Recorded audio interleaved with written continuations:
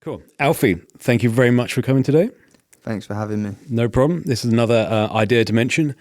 We're going to be talking about films, acting, making film, and probably lots of other stuff, I'm sure.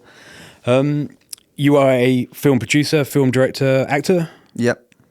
We're going to be talking about the 2 short films that you've created at the moment and your future project. But I guess we start with, how did you get into films? Why did you want to become an actor and make films? Obviously, like, I've loved film and acting since I was very little. Sure. And I was a bit of a child actor, Tom. I got into it when I was in the bill when I was 15. Oh, wow. Okay. Yeah. I remember the bill, yeah. And I was in a CBBC show not long after that, which I did 3 seasons of. Cool. So, yeah, I had a really great start. I was super lucky, man. Sure. And yeah, I just always had a fascination with films. You know the feeling when you go to a cinema and you watch something and then you're just in awe. Yeah. Right? You really just get that level of escapism. Your imagination's just running wild. And you sort of come back out into the street and you're like, oh, now I'm back into reality. Yeah. And it kind of sucks. Like I liked that world I was in there, and I liked that magic that I experienced in the cinema. Were you just picked as in, like, they liked the look of you as a kid and they're like, yeah, he would look good on camera? Or? So I wrote off to an agency, a children's agency, which is based in Guildford. Okay. They're called Abacus. I just wrote off to them when I was 15. Yeah, they invited me for an audition. I went along, and it was like a workshop. I did it. Cool. And then they chose to represent me.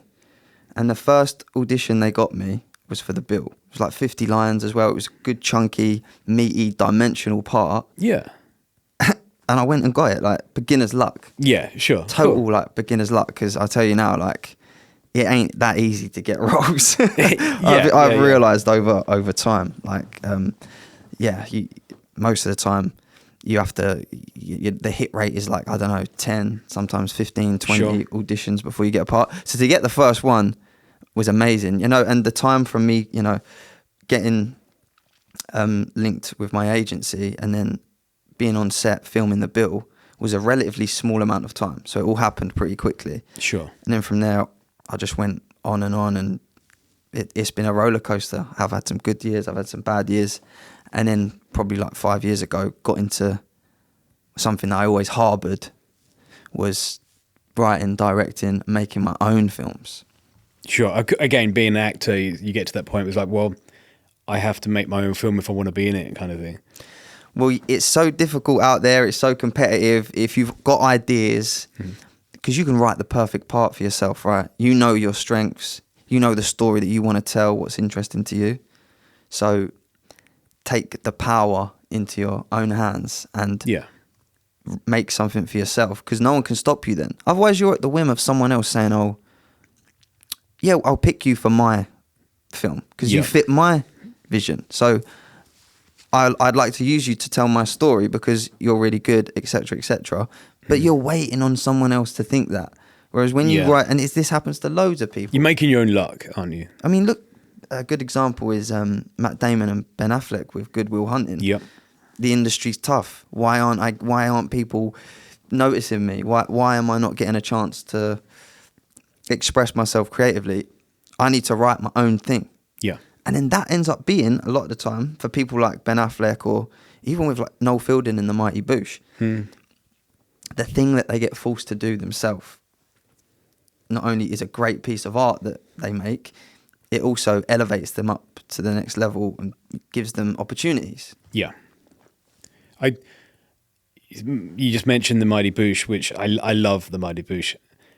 I'm so disappointed on him since then because he hasn't kept that. He could have been, in my opinion. He's ended up on the Great British Bake Off. Yeah, do you know what I mean? I'm just like, come on, terrible. Man. Come on, you've made The Mighty Boosh, which was used to be the amazing. Hitcher, and now you're making cakes. Yeah, I don't know. He's really disappointed me. But anyway, that's another conversation. The Mighty Boosh is so unique, so creative. They could have made a film out of that. They could have gone on. They could have made a feature film. They should have. They still could. Yeah, I mean, I don't know. He seems a bit detached from that version of himself. He's left that behind, I think. Yeah, which is a shame. But it's interesting when you say talking about making your own thing. Why don't I probably know the answer, but we can explore that. Why don't more actors do that? If they're finding that they're just not getting the parts, they're not at the top of the list of use that person. Why aren't they going, whoa, I'm going to make my own story, my own thing? I think a believe fair in. few of them do, but I think if someone's, and this could be a slight negative on being super successful, if you're like getting a lot of acting work, you're not forced to Sure. to do that, right? And then other times, I don't know, people might just be solely concentrating on acting. Yeah. And they don't have any ideas, or they don't want to be writers. They're not interested in any of that side of it. They solely want to be doing acting. Yeah. So therefore, they might just think, that's not what I want to do, so I'm not going to Sure. do it. But yeah, there's a bunch of factors. Obviously, you need a bit of money to do something like that. Yep. Although nowadays, you could make a relatively simplistic short film with low money, and it be really good and give you a chance to express yourself creatively. So I'm not sure. I think from my experience, a lot of actors do end up doing that. And the ones that don't, Maybe they're just too busy. they're just getting parts. they might be too busy doing other stuff, or they're just not interested in that side of it. They just want to be doing acting. Because you're one of your first shorts, Teddy Picker, which is, I think, is really, really good. Did you self-fund that yourself? Like, do you want to talk about how you made that? It's quite a simple premise, but very, very well executed. Was that massively expensive? Was that something you Less funded than yourself? £500 that one was, Tom. I mean, that shows very that impressive. But I was lucky to have had that idea.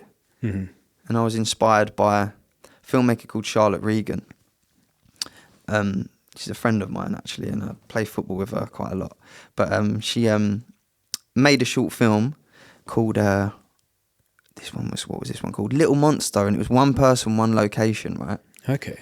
And I just thought it was so powerful. It was a guy who was in prison, and he had one phone call, which he used to speak to his very young daughter. And he pretended he was on holiday, and he put up this persona of someone, he's a criminal, he's in prison, but he's talking to his daughter with this completely different side to him. And it was powerful, and it was good, and it was moving, and I felt you can do that with one person in one place. Yeah. So I was thinking, how do I get a story like that and do it with one person in one place? And I was living in Southend at the time. I used to always drive down past those illuminations of the seafront. Right. And I just had this thought of a guy there on the phone. And like that could be, the story is what's going on the phone. Sure. So it just hit me like a lightning bolt. And I had the fully formed idea of the story. Mm-hmm. And then I knew I could do it for cheap. I think I spent most of the money, the camera rental, but I also paid £100 to like get the front of that part of the amusements. Right. But other than that, did you actually have to put the money in to operate the machine? Oh no, this is a funny story, Tom, because I thought that I'd eventually win the Teddy. Okay. My brother actually told me that you might not, so you should. Yeah. So I couldn't win the Teddy. Mm-hmm. The thing it wasn't to my skill, honestly. And we're talking about a grabber. I'll put a link to the film. Machine. But the at the fairgrounds, Teddy Picker. Yeah, Teddy Picker. And I kept lining up and grabbing it, but it didn't grip hard enough. Yep, which is so I had to get someone that works at the arcade to come and mess with the settings. Oh, okay.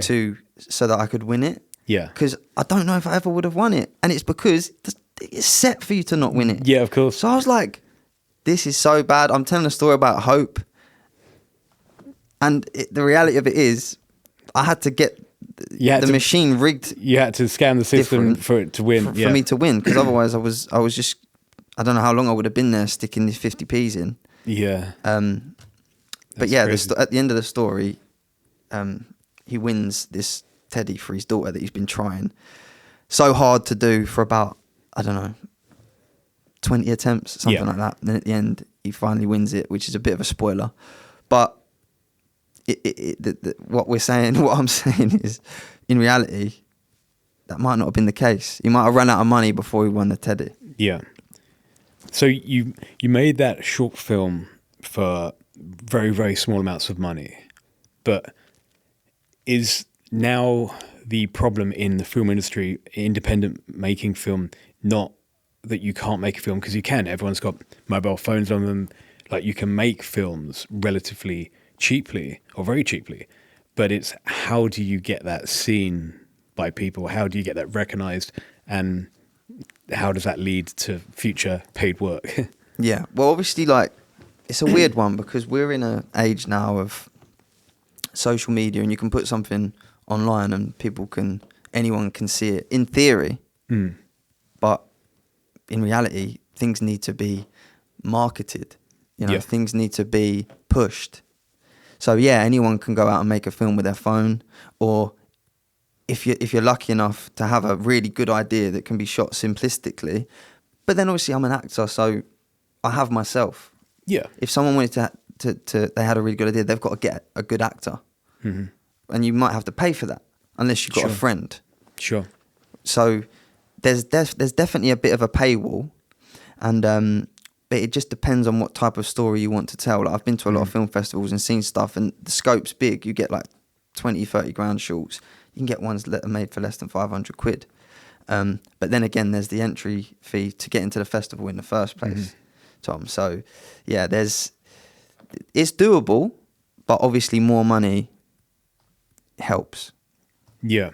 And that kind of brings into the other conversation we were talking just off camera about there definitely has been for a long time, and still today, a divide between the type of people that go into filmmaking, becoming actors, becoming filmmakers, be it directors, producers, writers, that seem to come from a wealthy middle-class background, and maybe it's their parents have helped them take 10 years to get to that point by basically giving them money, or bankrolling them, whatever it is, making their paying to make their first film. And you see a massive drop off or massive absence of people that perhaps are more working class background, not becoming actors, becoming directors. Why is that, in your opinion? And do you think that is an issue? It's a massive issue. It's a massive issue. I think working class people are massively underrepresented in the film and TV industry. You touched upon the safety blanket of having a wealthy family. Takes the pressure off. Sure. You don't have to work to get money as much, because there are people that can give you some money to make a short film, and it just gives you a better chance, right? The dice is slightly loaded in that regard. And also working class people, like I said, sort of get bred to think that they're going to just be workers. They're not necessarily instilled with this self-belief that they're going to become artists, filmmakers. Yeah. Do you know what I mean? So I think that's another part of the problem there. And yeah, the funding situation isn't great at the minute. I think it's too centralised. It all runs through the BFI, and I don't think there's enough smaller bodies in a network whereby funding is more accessible to working class people. Sure. And that's a political thing, really. Like, I don't really think, and it all goes back to Thatcher. Yeah, I mean, it all started with Thatcher. It probably did, and a lot of things do. Do you think that hurts the creativity, though, of certainly for the British film industry? It makes me think, right, the Thatcher's view of the world, right, was that creativity isn't valuable. It's not a commodity. It's not something. You know, if you're not out making money, working, doing business, climbing the ladder that way, then four guys with weird haircuts from Liverpool sitting around strumming guitars, get out and work. Yeah. Get out and do something useful. Yeah. Yeah. That was Thatcher's ideology, right? Yeah. So what does that create? It means that it's unimportant, right? Societally, art is unimportant. Ireland have recently put out a thing where creatives get get a grant or Okay. get money from the state, from the country, not a lot of money, but enough to survive. So Hey, they can focus anything on their is art. better than nothing. You know? Well, mate, it's like a universal basic income, but for artists. So they're not That's cool. caught up in the rat race of earning money, doing uninspiring work that what they don't really want to be doing. Yeah. But I feel like that's Ireland, and that's great for them. We don't have that in the UK, and No. the UK's created so many good artists over the years. But now I think we're in a situation where we're killing them. We're killing them, We are, yeah. especially working class ones.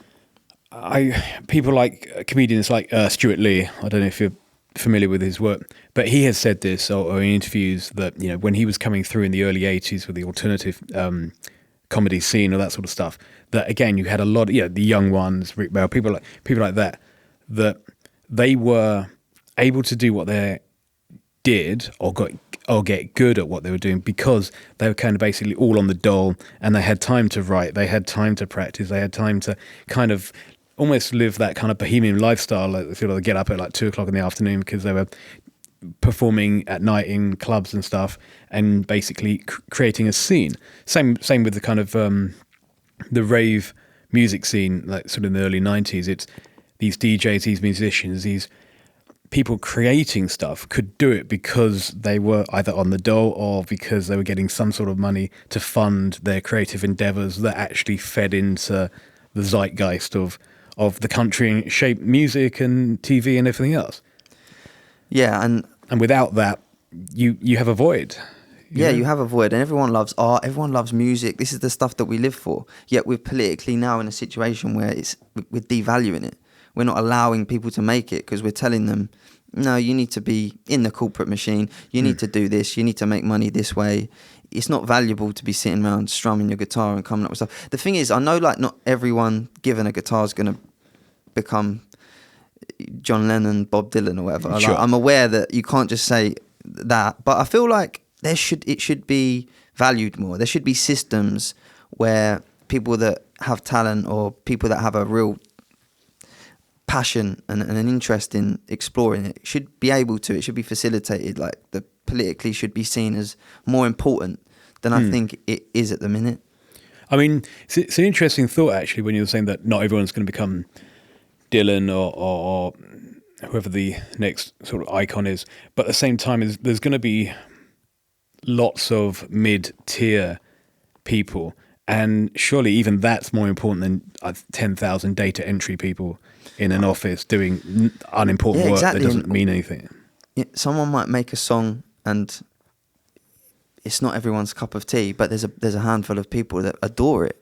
Yeah. Right. And who are we to say what's good art and what's bad art? Right. And if we're humans, we're. But even from a cold-hearted kind of capitalist economic point of view, surely that could create something, some benefits, some stimulus in an industry that, whether it's, again, in the olden days, would be like selling CDs or selling records or something like that.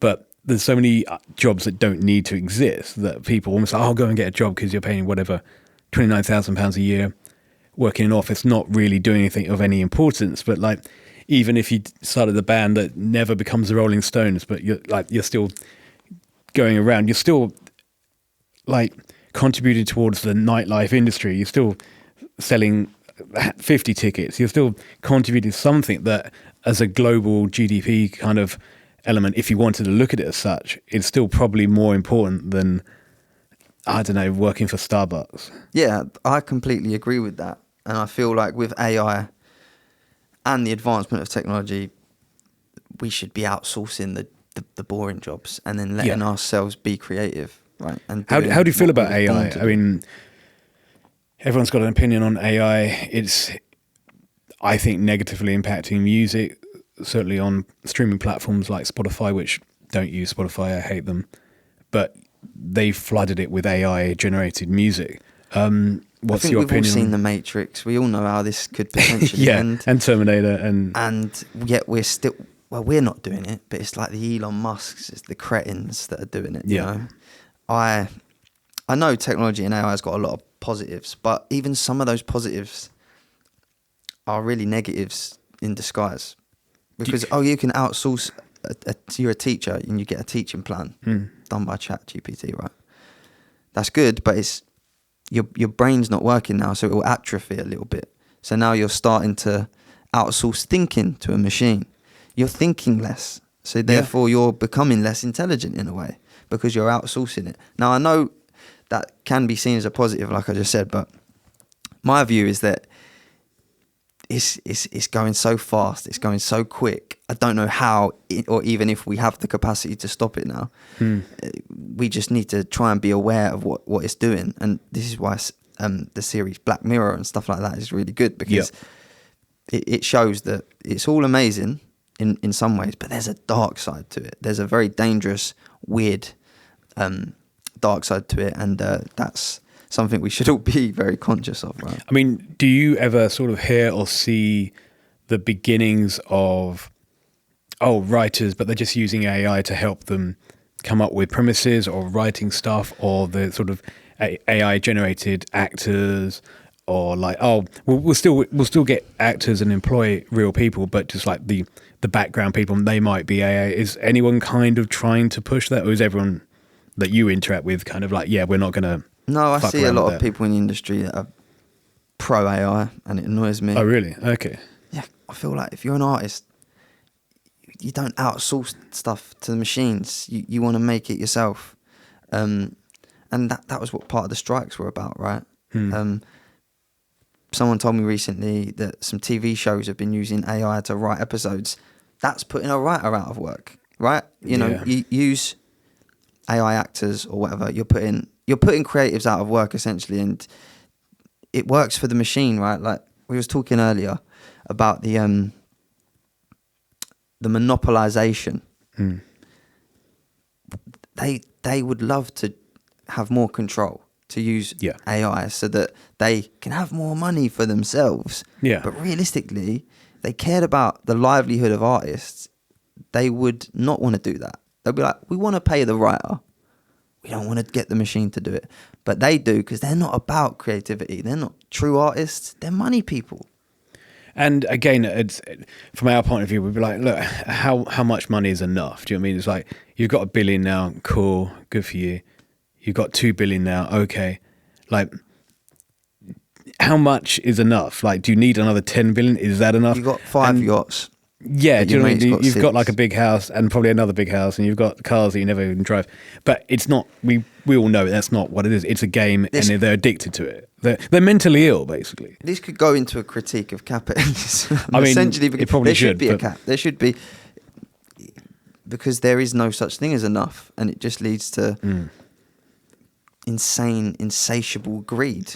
But it's, again, back to late stage capitalism, but it's like, if there isn't creatives creating new genres, new film styles, new music, new fashions, new everything, just new culture, then what are these big corporations going to buy in another 20 years? Because if that stops being created, they need to make 8% growth.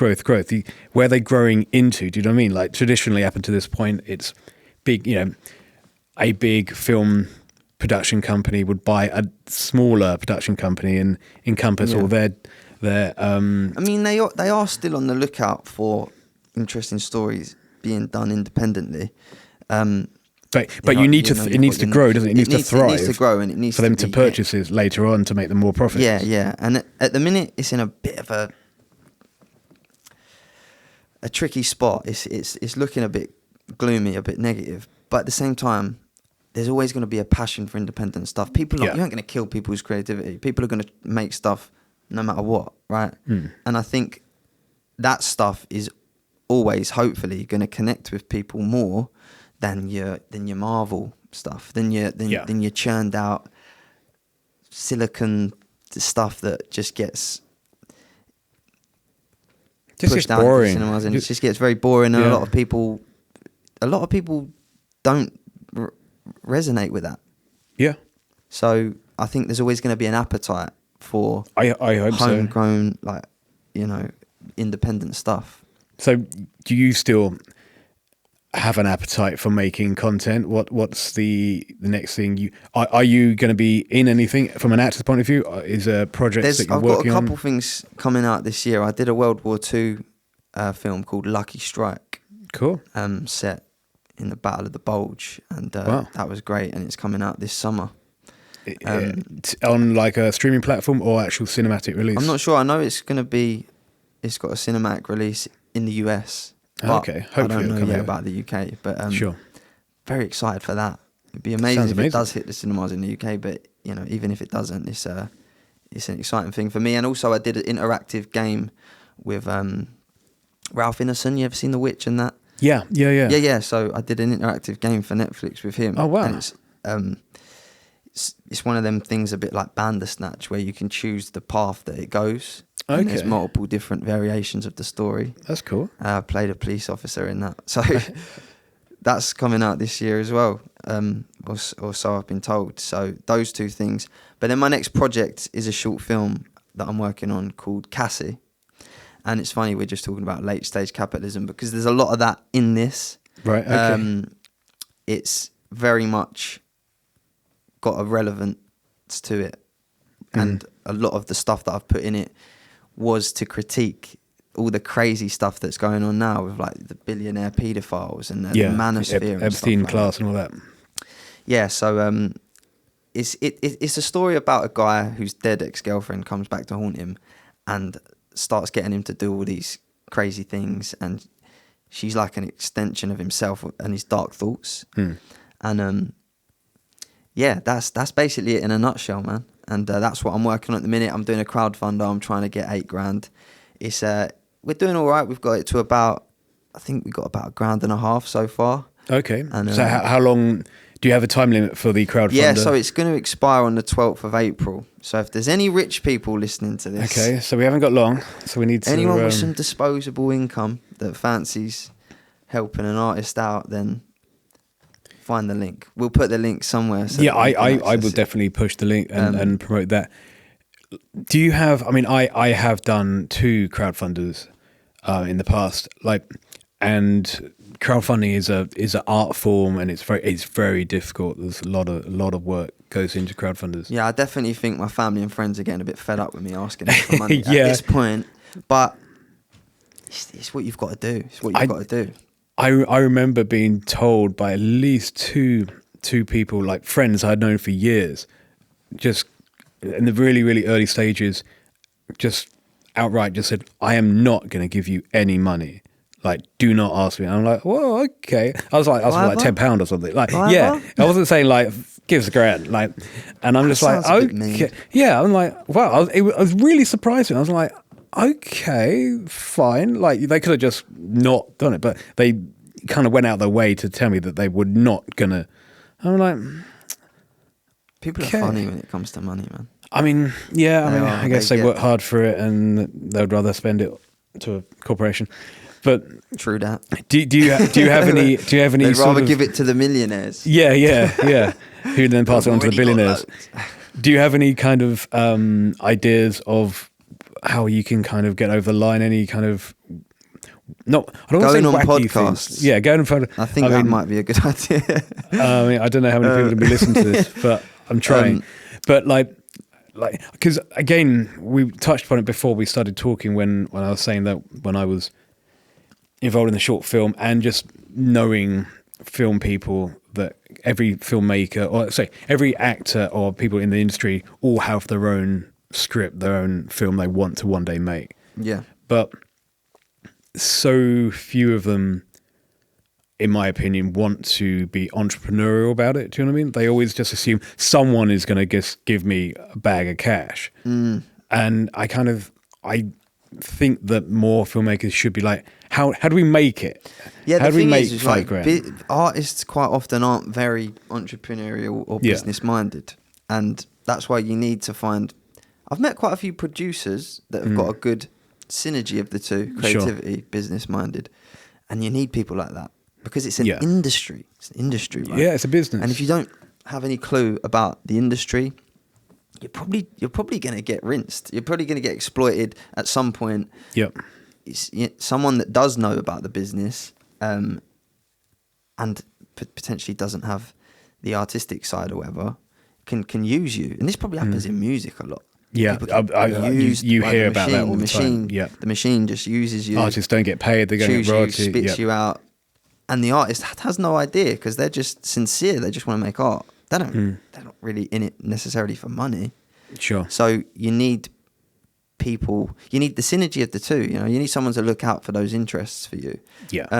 But with me, I've done 2 crowdfunders as well. The first one, I managed to get $7,000. The second one, it was only a smaller amount because it was just for festival fees. Yeah. But I did both, and I just went and asked as many people as I could, beg, steal, and borrow, like everyone that I thought potentially might, on all my social media platforms, or just anyone that I know. And it happened. I think because now I'm on my 3rd one, bit trickier now. People are getting fed up with me. Yeah. So it is what it is. But I think you have to jump into these things with hope, with optimism, and just. Is there anything we could do just to kind of go like with I remember hearing this story quite a few years ago now online. I can't remember the guy's name. British rapper. He's produced lots of videos talks about racism quite a lot. I can't remember his name, but he was telling the story of he met this young guy he was trying to kind of like mentor, if you like, and he wanted to make this documentary, and he's like, I'm going to commit credit card fraud. That was this guy's plan. Is like, I'm going to commit fraud and raise the money for this documentary. And he was like, no, don't do that. And he's like, look, we must be able to actually do something. He was like, oh, well, I had a friend who sold like, I think it was watermelons, like central London somewhere. He had like a little store. And it's like, let's do that. And go out for like a week selling something, and all the money we make from that we put into your documentary. And that's literally what they did. Good idea. I like they that, did, and they told people like, we're selling this watermelon stuff, but everything we're making here, whatever it was, like $3,000. I think they made quite a bit of money, but it was for that they actually did something that was outside of the structure. That's making me think. At Christmas, I was down by London Bridge with my girlfriend, and someone was selling strawberries that you put under the chocolate fountain for like a tenner. Yeah. And that's a lot of money. And all they needed was a chocolate fountain and loads of strawberries. Yeah. They made some dough. They probably made enough dough to fund a bunch of short films. Yeah, exactly. And it's kind of like you're giving someone passing by, you know, maybe it's cold, chocolate strawberry, everyone likes chocolate strawberries, depending if they paid for the strawberries, who knows. But it was expensive though, so it did taste nice, but I had this thought in my mind of, but I could have got these strawberries for like £2 from the shop. I've been had here, but yeah, I'm in Christmas spirit. Exactly. That's the thing. The Christmas spirit gets people acting weird. Sure. They start spending their money. So you need like the Easter spirit for this. Yeah, because it's April. I need an Easter. I need the equivalent of strawberries at Christmas, but an Easter version. So this new project that you're currently doing a crowdfunder for, how do you plan to try to promote that? How do you plan to try to raise some finances? So one of the things we're doing is we're doing a fundraising screener, which will include my 2 previous short films, Monaco Perseus and Teddy Picker, and also a short film which I starred in, but it was directed by a friend of mine who's also co-directing this new film, Cassie, with me. Cool. It's going to be in Rotherhithe on the 1st of April at 7:30. Going to play our previous short films, and it's free to attend to anybody that's interested. And we're going to use that to interest people in our work and what we do, and see if we can maybe potentially raise some more funds from that. But also will just be a celebration of all the stuff that we've previously made. Cool. You just going to do the one off, or if it goes well, do you think you'll do like different locations? Potentially, if it goes well. Sure. If it goes well, we might try and chuck another location on there. But I'll quickly just say a bit more about Cassie, because I don't think I explained that much about tonally what it is. It's a black comedy, and it's very much inspired by things like Baby Reindeer. You ever seen American Wealth in London? Yeah, I love that film. Tone, that type of black comedy. Sure. But also want to make something wholeheartedly unique. We don't really want it to be that comparable to other things. Yeah, of course. Yeah, no one ever goes, I want to make it just like. Yeah, so Right. it's, and that's from the 2 shorts I've made so far as well. You have a picture in your mind of what you want it to be, and it turns out quite like that. But then things grow, Yeah. things happen, and then you get, for example, you get happy accidents, and this is Yeah.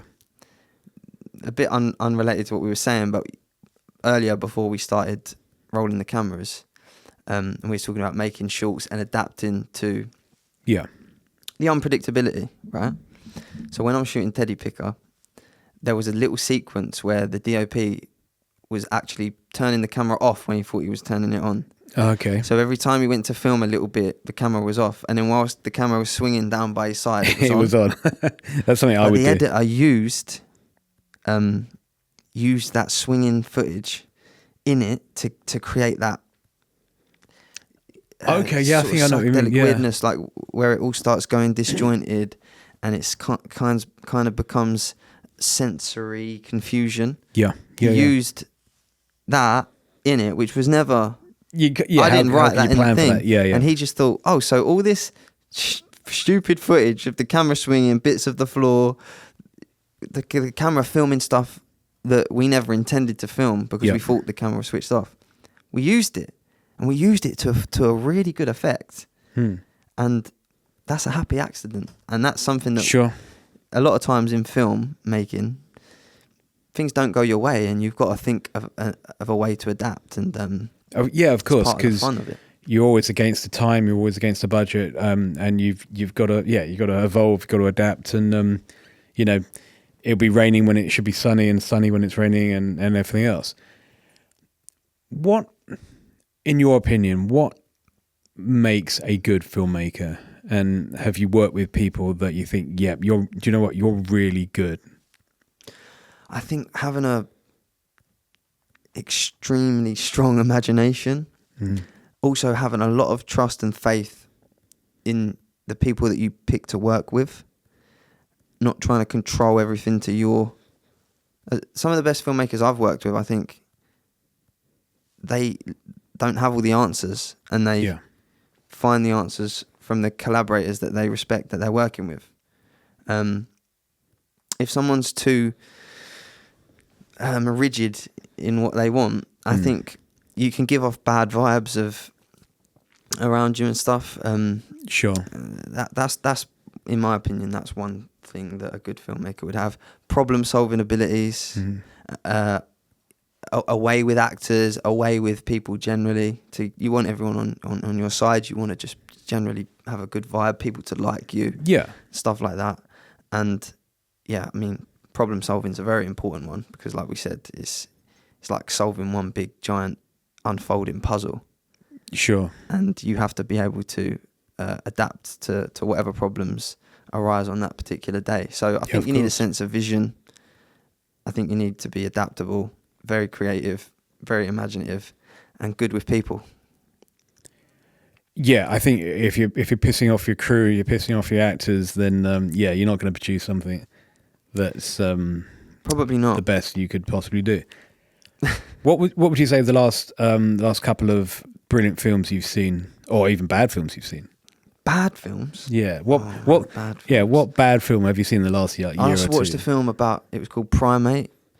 Okay, I've not seen that. It was with my Monzo, I get like free cinema ticket every month. So I just thought, oh, what's the best thing? Went to watch this film about this monkey that goes crazy. Okay. Now it was fun to watch, but it's one film that you'll just forget. It was one of those classic American screaming girls, people falling over when they try to run away. I hate that. There's a crazed monkey with rabies killing everyone, and it's like, this is. It's good, all right, but yeah, I would probably classify that as a bit of a bad film, and a lot of money went into making it. It didn't really have any deeper. That's the thing, isn't it? Like, these films are normally quite big budgets, and you just go, really? This is what you did with like $40 billion or whatever? Yeah, and that is a bit frustrating, but I guess people just want to be entertained. It was entertaining, so it did serve that, but I would have to classify it as a bad film. In terms of good films, what have I seen recently? I saw Mighty Supreme. I thought that was good. I didn't think it was as good as One Battle After Another, which has swept at the Oscars, didn't it? I would agree with you on what you just said there. I feel like it went so quick. Like the films are similar in time, but I think Mighty Supreme felt like it was that long. Mm-hmm. One battle after another flew by. I was so into that, and the characters. I don't know. I don't think Mighty Supreme had many redeeming qualities. He wasn't a very nice person. He Sure. was a bit of a twat. I saw the breakdown of One Battle Another with the car scene when they're filming it and they're being chased, and it's one continuous scene, which I thought was the one you just don't see that kind of thing anymore. They could have easily have just done lots of takes. They could have easily just done CGI or whatever, but it was continuously moving inside the car, and I just thought that. Again, I remember that scene, Again, I think that's what makes a good film is like, not just like, oh, that's a really good story and I really like it, made you feel good, but you can actually remember certain bits of that film where you think they could have done it lots of different ways, but they choose to do it. That's the thing. Paul Thomas Anderson's story is interesting because he didn't go to film school and all that. And he kind of just went and done it on his own. I think he makes really raw, heartfelt choices, and he's not ever gone by any playbook. Yeah, he's just done things off of pure instinct, and well, I guess luckily for him, his instincts are really good. Paid off, but also he's learned as he's gone. Sure, he's learned as he's gone, and he understands that story's more important than any fancy camera stuff and that. If something's compelling, it almost doesn't matter as much where the camera is if that thing's compelling. You'd rather see something that was compelling shot from a bad angle or a strange angle than something that wasn't compelling shot in a really elaborate, fantastic way. Yeah, because people want the meat of the story in it. That's exactly what my friend Tom said when we sat here a few weeks ago, where he was saying he'd rather see something that they didn't quite pull it off, but they were trying to do something a bit different, rather than a film that was excellently executed, but it was just very dull. I rewatched Boogie Nights recently, as soon as we're talking about Paul Thomas Anderson, and that is okay. People hate, critics didn't like it. That was like, this film's trash. I've always liked that film. It came out, but we touched, but everyone's got different opinions. Do you think that they didn't like it when it came out because of the subject matter? It's sordid. Yeah, is that why they didn't like it? There's a particular sequence in the middle, like it's a sordid. It goes into the depravity of humans, and our sexual nature and all this, and it's not nice. Some of that stuff, like sure, some of the themes in that are pretty grim. Sure, but it's a great film. I haven't seen it for such a long time. I'm gonna have to watch that again. Yeah, I haven't seen it for quite a few years. Also, a good film I watched recently, I have to give this a mention, is Blades of Glory. Yeah. What? It was so funny. Like, it was so ridiculous, but that's one of those films, and loved it. It seems to happen with comedies, actually, if I think about it. A lot of the times over the years, I've gone to see a film in the cinema and left thinking, it was all right, that wasn't very funny. But I might catch it again a couple of years later and go, oh my God, that's hilarious. And just for whatever reason, just at the time, I just didn't like it, wasn't impressed. But years later, I'm like, this is like the funniest thing I've ever seen. I mean, I saw Blades of Glory literally only about a week ago. I think it was on one of the TV, one of the Paramount channel or something like that. Really? You watched it a week ago? Yeah, literally about 7-8 days ago. That's the same as me. Probably when it was on TV. And I remember seeing that at the cinema as well. Yeah, silly Funny film. At this time? Or it's so silly. I mean, you can, with the way they're doing this pirouettes and stuff, and you can just see that it's so clearly not them, but it's. I love the two baddie characters, the brother and sisters, the skaters, and they're always trying to like sabotage everything.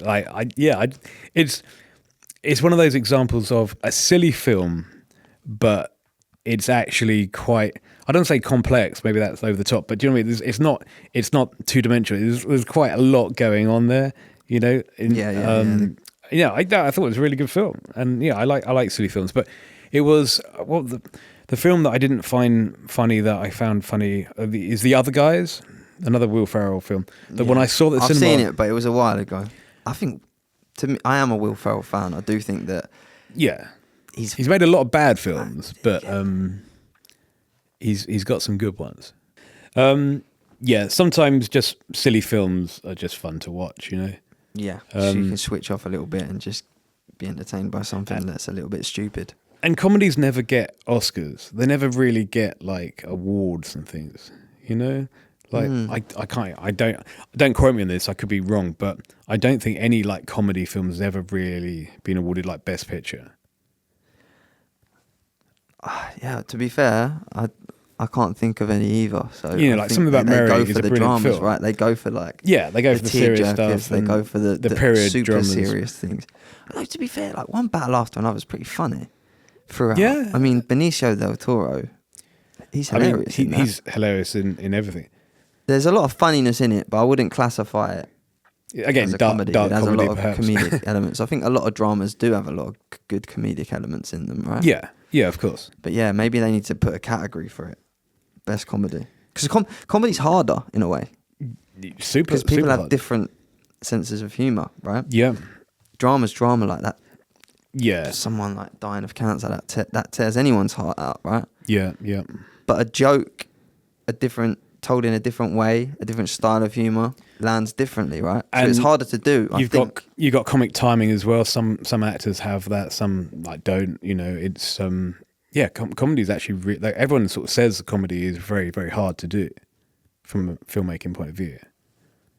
You know But- the Jim Carrey film The Man Over the Moon, where he played Andy Kaufman? Did that get an Oscar or anything like that? But then again, that's not a comedy, That's a is good it? question. It's a film about a comedian. I don't. it's not I a mean, comedy. it might have done, but you're right. It's more about a comedian. But have you seen Right. the documentary about Jim Carrey playing him and how I don't he think I've stayed in seen that, character no. the whole time? Right, I wouldn't be surprised, and you kind of would have Yeah. to be to get that Oh, mindset. but like, man, yeah. it's a brilliant film. wild. That's another one I need to watch again. But no, I need to watch that. The documentary about Jim Carrey playing Andy Kaufman's called Jim and Andy. Right, okay. I'd recommend that to anyone who's listening. It's fascinating. What do you, as we're talking about Jim Carrey, what do you make of that thing recently about him appearing at an award show? It wasn't the Oscars, another one, but looking He's completely done different. that. He did. Not it wasn't him.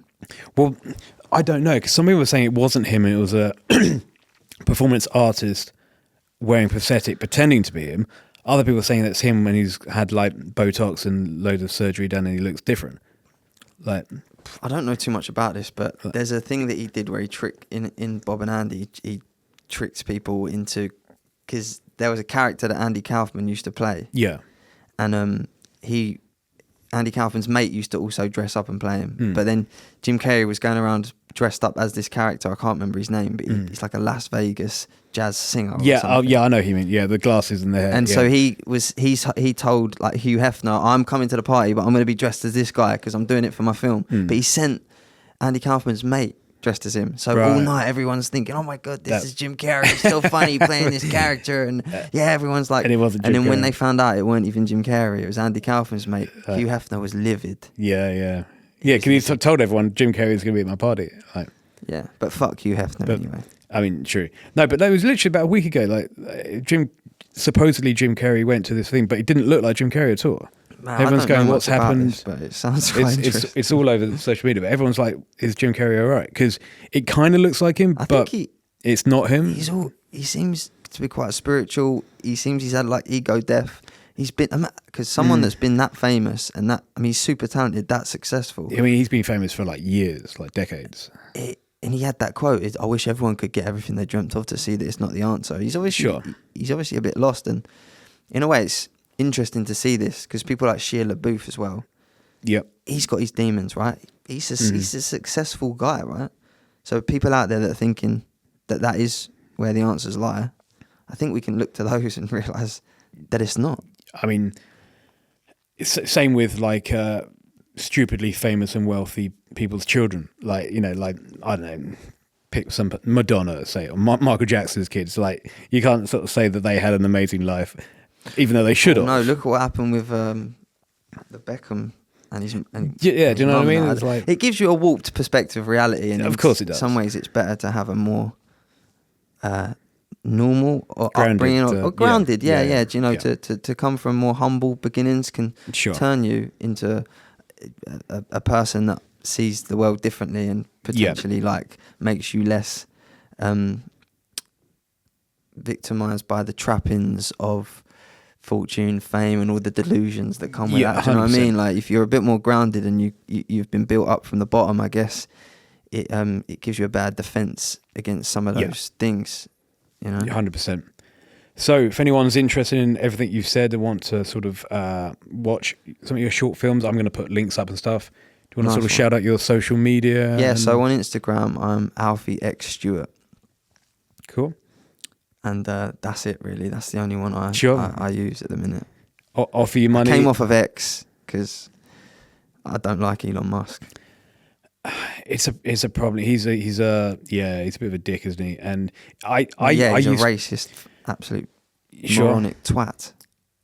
I used X a lot a few years back to sort of get like a bit of a following and stuff and post stuff, but it's a desert now. Like, I don't think anyone's on there other than just basically trolling people and talking shit. So like, I don't go in there either myself. I think it's kind of like a dead platform. But that's the problem when billionaires get hold of everything and wreck it. And what I'm going to be doing soon is putting my short films on YouTube. I mean, Monaco Perseus is on there. It's on Manchester Film Festival's YouTube channel. But I need to soon just put them both on one channel in one place so that anyone can locate them. Because it's on Vimeo at the minute, Teddy Picker, but it'd be nice to just have them in one place where people can find them. But if you're interested, then follow me on Instagram. It's Alfie Stewart. So they can offer you film parts. Offer me anything you want.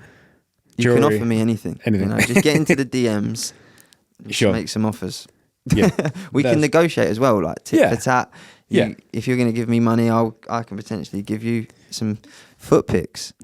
Yeah, I mean, hey, there's people that make whole. I've got very nice feet. I mean, it's not my thing, but there are people out there that like that. You know, was it Foot Finder? Is that the thing? I mean, I don't know about it. I've heard about it, but I'm sure there's some kind of app out there that people pay. Oh man, if you want it, you can find it these days. I think. That's a good place to stop. Thank you so much. No, thanks for having me, Tom. Really appreciate it. No problem. Love it's the been setup. fun. Love what you're trying to do. And, thank you. Yeah, good luck with it all, man. Really Thank you very much. Having me I on. appreciate that.